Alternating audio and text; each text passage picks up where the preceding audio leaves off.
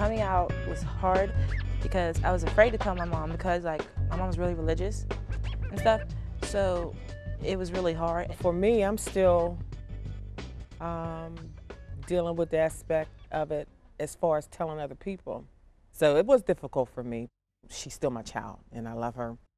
Some people's parents go through a long stage of figuring stuff out and coming to accept their kids, but our parents were just immediately really supportive. Somewhere between 6th grade and 7th grade, we started being like, this girl is really pretty. Have you ever liked a girl before? I don't know. Have you? I don't know. I might.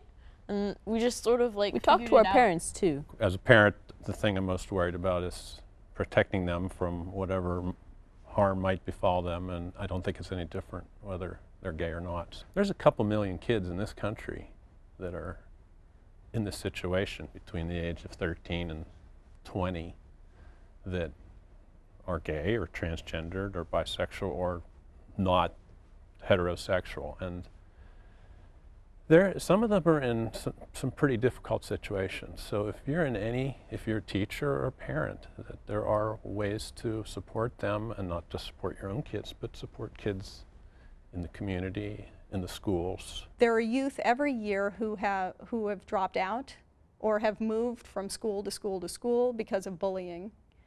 And they're dealing with issues that are beyond getting an A in math or a B in math.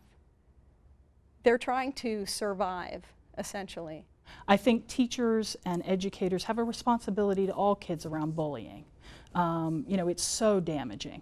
And what we know is that, you know, kids sometimes expect other kids to be mean and tease and do things. But if there is an adult that observes that, observes abuse and doesn't do anything, that really makes a kid feel unsafe, because then they feel like nobody has their back. So a teacher or an educator or a person in school cannot see and observe mean things happening, whether they're verbal, physical, and not take action. Our experience in teaching educators is that they get afraid, you know, like they don't want to be in the controversy of, you know, it's not my business to be teaching kids about gay. They don't have to do that. All they have to do is to respond when somebody is being treated mean and support all kids as deserving respect, fair treatment, and kindness.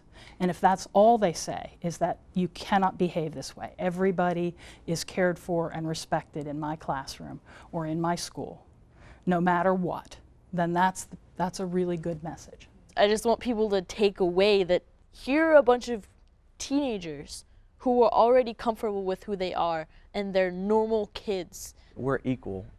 I'm not beneath you, I'm not above you.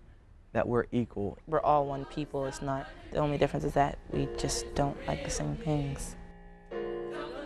It's important that people see Dreams of Hope because the youth own their stories. This is what they're living. This is their life. It's absolutely one performance, one person at a time, which is why the discussion is so important at the end of every performance. I believe that it's through discussion that we learn to empathize with each other and understand our experiences, and therefore grow to understand our differences. Then you're not gonna see all the stuff underneath that is the real me. Don't believe what they say, it's a tired cliche, or you'll be one of the sheep who's only looking skin deep.